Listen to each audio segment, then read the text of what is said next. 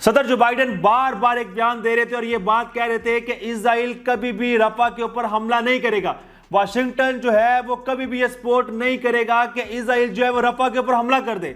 लेकिन नाज़रीन, आज की सबसे बुरी खबर है और वो बुरी खबर ये है कि इजराइल आर्मी ने जो है वो एयर स्ट्राइक की है और जो बाकायदा टेंट के ऊपर लोग रह रहे थे उनके ऊपर हमले किए। और बहुत ज्यादा मीडिया जो है इसके बाद जो मुसलमान ममालिक, जो अरब ममालिक के लोग हैं, जो अरब ममालिक के आप ये समझे जो बादशाह हैं, क्या वो इजराइल को बिल्कुल भी जो है वो कंट्रोल नहीं कर पा रहे। एज इन कहानी जो है ये बड़ी आज जो है इंटरेस्टिंग कहानी बनने वाली है। रफा के ऊपर जो है वो हमला तो कर दिया नेतन्याहू ने, इसके बदले में बिल्कुल नहीं आ रहा। वो रमजान में भी मुसलमानों के जो है वो आप ये समझे कि मुसलमानों को खत्म करना चाहता है। वो चाहता है कि किसी ना किसी तरीके से जो मुसलमान हैं उनको हम फलस्तीन से बाहर निकाल दें और ग्रेटर इजराइल बना लें। लेकिन मुझे एक बात समझ नहीं आती, क्या किसी को आप जानी नुकसान। अस्सलाम वालेकुम, मैं हूं आपका होस्ट सलीम बिन मोहम्मद रफ़ी और यह है मेरी यूट्यूब चैनल ज़मीर यूनिवर्सल। मैं ये वीलॉग ईरान स्पेसिफिक इसलिए कह रहा हूँ कि शर्म दिलाने के लिए मैं हर अहले तशी को जो खुमैनी साहब को फॉलो करते हैं और वो जो इस्लामिक रेवोल्यूशन का ऊपर ब्रैक करते हैं, वो ईरान की कौमियत, ईरान का पास्ट, इसके ऊपर बातें करते हैं। मैं उनकी खिदमत के लिए ये कुछ चंद अल्फाज हैं और उसके बाद मैं कुछ चीज़ें प्ले करके ये साबित बताऊंगा कि मेरे दिल में ये इस किस्म के ख़यालात, इस किस्म की फीलिंग जो इतनी स्ट्रॉन्ग हैं ईरान के ख़िलाफ़, वो क्यों है। मुझे ये बताइए कि इन्होंने, अगर वाकई इनकी टेक्नोलॉजी इनके पास है, वाकई इन्होंने इस्लामिक रेवोल्यूशन के बाद इतना कुछ, शाह ईरान को मारने के बाद, शाह ईरान को इस मुल्क से निकालने के बाद ये इतना कुछ इस्लाम के नाम पर किया है और इनके पास अपना तेल है, इन्होंने सैंक्शंस के बावजूद अपने आप को और अपनी इकानमी को सीधा रखा है। चाइना के साथ 400 अरब डॉलर की इन्वेस्टमेंट का कॉन्ट्रैक्ट किया है। इंडिया के साथ इन्होंने अपने प्यार मोहब्बत की पींगें बढ़ाई हैं और उनको अपनी एक बंदरगाह दी है। उनके जासूसों को यहाँ मौका देकर पाकिस्तान के अंदर बेचकर पाकिस्तान के अंदर बहुत सारे लोगों को मरवाया है। तो इस वक्त इनकी गैरत कहाँ है। ये जो प्रॉक्सी जो अगर आपका मुलाजम जो है या आपके जो घर में जो आपके जो पेड जो लोग हैं जिनको आप मदद करके भेजते हैं, जो हायर्ड हैंड जिसे कहते हैं, वो आपकी जगह तो नहीं दे सकते। और किस चीज़ का आप इंतज़ार कर रहे हैं। आप क्या हर फ़लस्तीनी जब मर जाएगा, हर बच्चा मर जाएगा, औरत मर जाएगी, अल-अक्सा मॉस्क जो है वो गिर जाएगी, खुदा ना करे, तो फिर आप अपनी फ़ौजें, अपने जो स्क्वाड्रन हैं जहाज़ों के, अपने बॉम्ब, अपने वो मिज़ाइल जो हैं वो भेजेंगे। मैं ये गैरत इसलिए आपको दिला रहा हूँ और सिर्फ ये आप तक महदूद नहीं है। ये कुछ नहीं होगा। ये जो आप कर रहे हैं, चाहे हमास के ज़रिए कर रहे हैं, चाहे हिज़्बुल्लाह के ज़रिए कर रहे हैं, चाहे शाम में जो आपके लोग हैं, या इराक़ में आपके जो लोग हैं, ईरान के जो अपने लोग हैं, ये कुछ भी नहीं कर सकेंगे। उनका एक मामूली सा उनमें डेंट भी नहीं डाल सकेंगे कि आप उनकी ज़िद नेतन्याहू की और सारा वेस्ट जो है वो उनका एका करके बैठा हुआ, और आपकी दोस्ती ना चाइना के साथ, ना रूस के साथ, ना पाकिस्तान के साथ। या और पाकिस्तान को भी अपने न्यूक्स जो है ना वो समंदर में गर्क कर देने चाहिए। उसको भी गैरत से मेरा हाल डूब मरने का मुकाम है कि वो भी अपने जो उनके जो एयरफोर्स है, उनके जो स्क्वाड्रन है, उनकी जो फ़ौज है, वो घर बैठी हुई है। वो उसी तरह सुबह उठते हैं, खाना खाते हैं और अपने मुल्क के अंदर जो उन्होंने क़यामत बर्पा पर रखी है वो उसमें मसरूफ़ है। और मैं तो इस हद तक, यानी अभी ईरान से हट के मैं तालिबान की गैरत को ललकारता हूँ कि कहाँ है वो तुम्हारी सलवार कमीज़ पहन के, और तुम जो उनको कह रहे हो कि हमने उनको जी 20 साल में शिकस्त दी और निकाला। तुम्हारी गैरत कहाँ है, तुम्हारा मज़हब कहाँ है, तुम्हारा वो दीन कहाँ है, कहाँ पर तुम कौन सी कुरान पाक की आयत पे तुम यकीन करते हो, कौन पे नहीं करते। ये क्या नहीं कहा ओपनली कि जाओ मार दो उन लोगों को जो तुम्हें घरों से निकालते हैं। तो उन्होंने निकाला है तुम्हारे सामने। वो वेस्ट बैंक में देखो किस तरह उन्होंने उनको निकाल के उनके घर बुलडोज करके वो सेटलमेंट्स हैं। अब जो सारा उन्होंने वो फ़लस्तीन पे कब्ज़ा कर लिया है, तो तुम बैठो, अपनी सलवार कमीज़ पहनो और उधर करो, और उधर अपने जो कानून है वो राइज करो और उसमें खुश रहो, पगड़ियाँ पहनो, नमाज़ें पढ़ो, और ये तुम्हारे काम आएंगी। और अमल तुम्हारे ये हैं कि तुम्हारा एक भी फाइटर जो है वो वहाँ ना गाज़ा पहुँचा है, ना फ़लस्तीन के वेस्ट बैंक में पहुँचा है, ना वो उन्होंने किसी तरीके से, यानी तुम्हारे अंदर मिल के कोई काम करने की तुम्हारे अंदर वो बात, हिम्मत या तुम्हारे है ही नहीं। और सबसे डिस्पिकेबल, जो सबसे मुझे ख्याल है कि हकारत में है, वो जो तुर्की का जो सदर साहब हैं, अर्दगान साहब, जो तशरीफ़ फरमाते हैं और तकरीरें करते हैं और लोगों को ब्रैग करते हैं कि जी मैं मस्जिद अल अक्सा का मैं कस्टोडियन हूँ, मैं उसको उस हिफाजत करूँगा। अरे डूब के मर जाओ, कि तुम्हारी वहाँ एयरफोर्स, तुम उनके साथ पींगे बढ़ा के तुम्हारे उनके साथ उसी नेतन्याहू, एक क्रेज़ी, एक दिमागी तौर पे मारूफ आदमी के साथ, और तुम्हें अमेरिका की मुनाफ़कत का जानते हुए, यूरोप की मुनाफ़कत का जानते हुए, नेटो की मुखालफत और उनकी मुनाफ़कत का जानते हुए, यूरोपियन यूनियन की मुनाफ़कत, तुम उनकी दुम के पीछे लगे हुए। पैसा पैसा पैसा पैसा तुम लोगों का मेन इंटरेस्ट है, तुम्हारा मेन इस चीज़ में है। तो दुनिया दुनिया दुनिया कमा लो, तो फिक्र मत करो जहन्नम की जो सबसे गहरी जो जगह, यानी जो डीपेस्ट पिट जिसे कहते हैं, तुम लोग ईरान, तुर्की, पाकिस्तान और सऊदी अरब, वो शहज़ादा जो एक रात के मिलियंस ऑफ डॉलर जो है वो अपनी याशी में खर्च कर सकता है, तो वो देखें वो किस तरीके से बड़ा सा चोला पहन के कैसे आता है। ना तुम्हारी बादशाहत रहेगी, ना तुम्हारी याद रखना कि ये जो तुम्हारा इस्लामिक रेवोल्यूशन है ईरान का ये रहेगा, और ना ही ये जो डीप स्टेट एक्टर्स है पाकिस्तान के ये रहेंगे, ना ही तुर्की का रहेगा। रहेगा तो सिर्फ नाम अल्लाह का रहेगा। और आप लोग अगर नहीं कर रहे हो, जो मुझे लग रहा है कि कोई नहीं करेगा, ये action speak louder than words, अभी नदामत नदामत नदामत भी करते रहो। मान लो इजराइल ईरान के अंडरग्राउंड न्यूक्लियर साइट को बॉम्ब कर भी लेता है, तब भी इजराइल को 1 घंटा लगेगा अपने एयरबेस पर वापस लौटने के लिए। लेकिन ईरानी मिसाइल्स सिर्फ 7 मिनट में ही उनके पूरे स्ट्रिप को ही तबाह कर देंगे। ये है ईरान की चेतावनी इजराइल को। हेलो फ्रेंड्स, मैं हूं गौरव, और लॉन्ग स्टोरी शॉर्ट, ईरान अपना खुद का एक अंडरग्राउंड न्यूक्लियर बेस बना रहा है। बेस भी नहीं, ये तो एक पूरा का पूरा अंडरग्राउंड न्यूक्लियर सिटी होगा। सो नवंबर 2021 को अमेरिकन और इजरायली इंटेलिजेंस ने ईरान के कैपिटल तेहरान से 300 किलोमीटर दूर नतांज के बंजर रेगिस्तानी इलाकों में कुछ सस्पिशियस एक्टिविटीज ऑब्जर्व की। एंड यू नो, वहां के सैटेलाइट इमेजेस पर उन्होंने जब थोड़ा सा गौर किया, तब उन्हें कुछ ट्रक्स, वाटर टावर्स और कंस्ट्रक्शन की मशीन्स दिखाई दी। अब इन फोटोज को देखकर अमेरिका सचेत हो गया, क्योंकि नाटांज का ये इलाका वही साइट था जहां पर नवंबर 2021 में ईरान न्यूक्लियर बॉम्ब्स बनाते हुए पकड़ा गया था, और इसी वजह से यूएसए ने उस पर इकोनॉमिक सैंक्शंस भी लगाए थे। सो अमेरिका क्लियरली ये समझ गया कि something is wrong, Iran is definitely up to something. So इस इमेज को देखकर क्या आपको कुछ समझ में आ रहा है? वेल, अभी ईरान अपना पूरा न्यूक्लियर सिटी अंडरग्राउंड बना रहा है। ईरान की यह सिटी 100 मीटर्स लॉन्ग और 500 मीटर्स डीप अंडरग्राउंड है, जिसमें हजारों मिसाइल्स और फाइटर जेट्स एक के ऊपर एक स्टैक्ड है, रेडी टू लॉन्च। इनफैक्ट इसमें से एक मिसाइल, ईरान का इमाद मिसाइल, इसके रेंज में तो इतने सारे कंट्रीज स्ट्राइकिंग डिस्टेंस पर है, इंक्लूडिंग इंडिया। और बस इसीलिए जून 2022 को international atomic energy agency IAEA ने एक वार्निंग जारी की, ईरान बहुत ही जल्द एक न्यूक्लियर स्टेट बन सकता है, which is a huge news for the entire world. लेकिन फ्रेंड्स, मेरे हिसाब से यूएसए कहीं ना कहीं इस अटैक के लिए बिल्कुल प्रिपेयर्ड ही था, क्योंकि सही मायने में तो अमेरिका ईरान पर 2006 से ही नजर रख रहा था। सो बात यह है ना, 2006 में ही CIA को इन न्यूक्लियर साइट्स की खबर मिल गई थी, लेकिन वो अंडरग्राउंड डेवलप हो चुकी है, इस बात का पता CIA तक को भी नहीं था।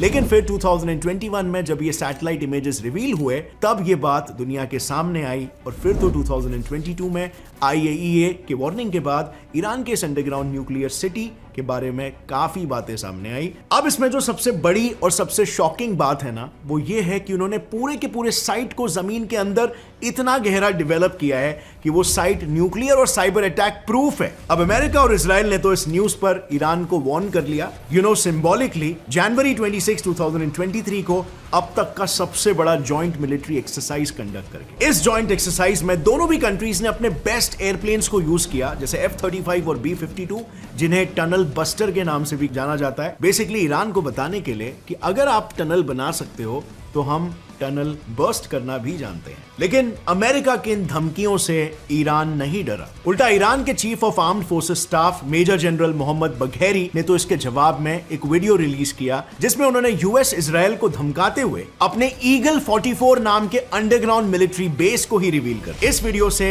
ईरान ने पूरे दुनिया को अपने टनल्स, मिसाइल्स और जेट्स बताकर वॉर रेडी होने का एक क्लियर मैसेज दे दिया। ईरान ने यह भी कहा कि अगर ईरान पर किसी भी देश ने अटैक किया इंक्लूडिंग इजराइल तो उस देश को ईगल 44 बेस समेत ईरान के सभी एयर बेसेस का हमला झेलना पड़ेगा। मतलब Iran basically is all set for war when the world today doesn't need any more war. किसी भी वॉर में नेक्स्ट लेवल ऑफ डिस्ट्रक्शन होता है जिसके बारे में हम सिर्फ सुनते हैं और सिर्फ इमेजिन ही कर सकते हैं, मगर एवर वंडर्ड एक वॉर असल में कैसा फील होता होगा। वेल, बढ़ती टेक्नोलॉजी के साथ एक वॉर के पूरे एक्सपीरियंस को आप कंप्लीटली बिना कोई डिस्ट्रक्शन के एक्सपीरियंस कर सकते हो, वो भी एकदम 3D में आपने बचपन में। लेकिन इसकी खासियत की अगर बात करें तो ये ईरान का पहला नेविगेशन गाइडेड मिसाइल है जिसे लॉन्च करने के बाद भी कंट्रोल किया जा सकता है। और इसीलिए इमाद मिसाइल से अगर कोई सबसे ज्यादा डरा हुआ है तो वो है मिडिल ईस्टर्न कंट्रीज, क्योंकि इन देशों ने यूएस मिलिट्री के 18 बेसिस को अपने देशों में जगह दी है और इसीलिए ये कंट्रीज सबसे ज्यादा थ्रेटन फील करते हैं क्योंकि ईरान कभी भी उन पर इमाद से हमला कर सकता है। और एक्सपर्ट्स तो ये भी कहते हैं कि ईरान का Imad missile nuclear warhead carry करने की भी क्षमता रखता है, क्योंकि आमतौर पर होता ऐसा है कि अगर कोई भी मिसाइल 500 किलोस के ऊपर का पेलोड कैरी करने की कैपेसिटी रखता है तो उसे न्यूक्लियर केपेबल मिसाइल कंसीडर किया जाता है। और इमाद मिसाइल की अगर बात करें तो वो 750 किलो कैरी कर सकता है और इसी पेलोड के साथ वो 1700 किलोमीटर दूर अपने टारगेट को एकदम प्रिसाइसली अटैक कर सकता है। मगर सिर्फ इमाद मिसाइल ही नहीं, उस वीडियो में सिमोर्ग मिसाइल भी मौजूद था जो ईरान के दुश्मन देशों के लिए है एक असली खतरा। सो अगर सिमोर्ग की बात करें ना तो ये ईरान की इंटरकॉन्टिनेंटल बैलिस्टिक मिसाइल है जिसका रेंज 4000 से 6000 किलोमीटर है। मतलब इस मिसाइल के ऐड होने से ईरान अब दुनिया का 9th कंट्री है जिसके पास ICBM है। यानी ईरान के रेंज में अब ना सिर्फ यूएस और एशिया है बल्कि साथ ही साथ यूरोप के सभी मेजर सिटीज भी है। एंड अगेन, अगर मिसाइल ICBM है तो उसका न्यूक्लियर केपेबल होना तो बाय डिफॉल्ट तय ही है। और बस इसीलिए कई सारे नेशंस स्पेशली यूएसए और इजराइल इस न्यूज के बाद अलर्ट हो चुके हैं, क्योंकि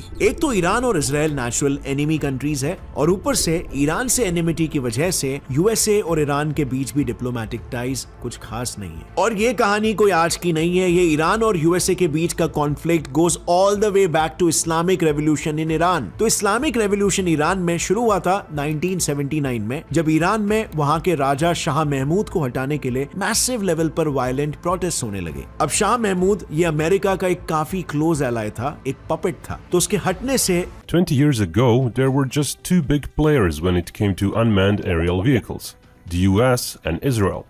The US had a monopoly on complex and large drones, while Israel managed to get a large piece of the smaller drone market, utilizing its price competitiveness compared to the US. Over time, Israeli firms got more ambitious and now they're a big player even in the medium drone segment, while the US refused to sell its advanced drones to anyone who asked, which costed some market share. Then in the last 10 years or so, China also started selling its drones abroad. It was mostly to a specific list of countries to which it usually sold its weapons to, but over time, even some US allies reached for Chinese products, probably because of the US reluctance to sell their Predator and Reaper drones to anyone who asked for them. Before the Turkish aerospace sector started exporting drones in earnest, which started around 2017, the situation had Israel and the US as the pretty clear heavyweights in the market. Mind you, the source for the list shown, the SIPRI Institute, gives really just a rough estimate despite the seemingly detailed figures. But since Turkey's UAVs started selling well, the situation changed completely. In the last 5 or so years, Turkey went from nowhere straight to the top of the pack. Again, those numbers are to be taken with a load of salt as they're a result of SIPRI trying to compile a dataset based on publicly available news reports. They are likely overestimating some figures while underestimating others. Tracking US sales is likely more transparent than tracking China's, for example.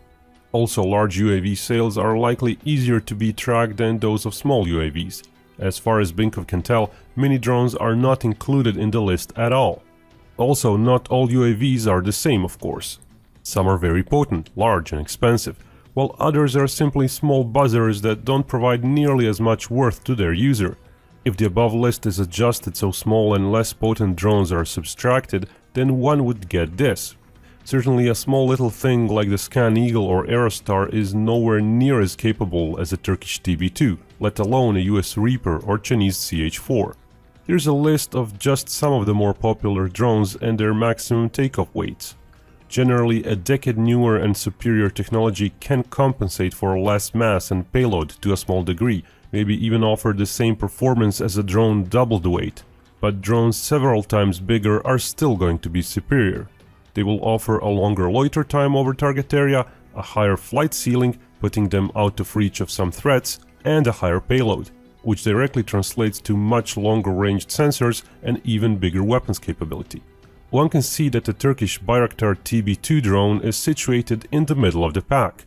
It offers a decent payload and decent capabilities for a fairly low price of just a few $1,000,000, seriously undercutting the US offerings. The US stopped producing its Predator drone in 2018 and basically left that market segment to other countries. Its larger Reaper drone is way too expensive for many countries, while its Shadow series of drones are too small to be competitive with the Turkish TB2. Israel does have a range of drones roughly near that ballpark, starting with the Searcher, the Hermes, and ending with the Heron drone. But the Searcher is an obsolete design. The Hermes 450 is still a bit too small, while the larger Hermes 900 and Heron are just expensive enough that the TB2 manages to beat them on cost efficiency. Certainly the TB2, according to those CIPRI lists, is basically the only Turkish drone that sells abroad. But boy does it sell. It's not just about the low price tag, which is the result of the lower worker cost in Turkey compared to other countries. While China might compete on price due to well, the Turkish military's use of its drones over Syria helps show their usefulness. Turkish drones were also procured and used in Libya's civil war. But perhaps the biggest boon came from Azerbaijan in 2020. Following its success in the Nagorno-Karabakh war, many countries suddenly started seeking TB2 drones. Ukraine was also a user, and TB2's performance against Russian forces was touted as successful by the media. Actual assessments will likely have to wait a few years after the war ends. In September 2022, a Turkish TV report said 420 Bayraktar drones were made so far, exported to 24 countries. Half of that number is likely serving in the Turkish military. Flush with all the profits, both Baykar and TAI have embarked on new projects. TAI has a large UAV called the Aksungur. It went into service with the Turkish military in 2021. Baykar has a somewhat similar but even larger Akinci drone. Interestingly, while the Aksungur is more of a typical recon drone optimized for loiter time and thus close in weight and role to the US Reaper drone, the Akinci is optimized to be an attack drone, basically a missile carrier. It's a curious concept. In a way, its role is somewhat similar to various flying wing combat drone proposals, such as the Russian Okhotnik drone, Chinese GJ-11 or the US never materialized X-47B project. That is, it is to deliver large weapons onto a target. But unlike those three drones, which are designed to be stealthy and fairly fast, meaning survivable, the Akinci is everything. These tanks in number, and perhaps the more important point is that Iran maintains a robust arms industry while Saudi Arabia relies exclusively on imported weapons. Tanks are, however, only half of the ground war, and as proven by Russia's staggering losses in the Chechen conflict, are nearly useless in urban combat without infantry support. While Iran fields a larger infantry force, it is only equipped with 2,215 armored fighting vehicles. Saudi Arabia, meanwhile, has fully integrated AFVs into its infantry forces, with 5,475 AFVs giving its infantry far greater mobility and protection. Such a disparity in numbers means that in a war, Saudi Arabia would be far more maneuverable, and any gains made by Iran's tanks would be slowed due to their necessity of not outpacing its mostly on-foot infantry support. If it's outmatched in mobility and quality of its armored forces, the one crushing advantage Iran sports over Saudi Arabia is in sheer numbers of artillery. With 440 self-propelled artillery, 2,188 towed artillery, and 1,533 rocket artillery pieces, Iran absolutely dwarfs Saudi Arabia's fire support capabilities, which fields 524 self-propelled artillery, 432 towed artillery, and 322 rocket artillery. Iran's focus on fire support platforms is not unusual for nations in its position. North Korea, another isolated and technologically outclassed nation, also invests heavily into fire support platforms for the simple reason that artillery traditionally needs very little technology to be effective. A withering barrage of 100-pound shells filled with 23 pounds of high explosive will keep even the most technologically advanced foe at bay, at least until its superior air forces neutralize the threat. Iran and Saudi Arabia face each other from opposite sides of the Persian Gulf. However, the waterway is far more strategically important to Iran than Saudi Arabia, who, in case of conflict, can switch import-export operations to its Red Sea ports safely out of range of Iranian air or naval craft. Long hounded by the US, however, Iran has invested far more into its navy with one single goal: shutting down the flow of oil through the Persian Gulf. Universal television को subscribe करना ना भूलें, उसके बाद bell button पे click करें और अपने कमेंट्स के सेक्शन में अपने कीमती जो ख्यालात का इजहार ज़रूर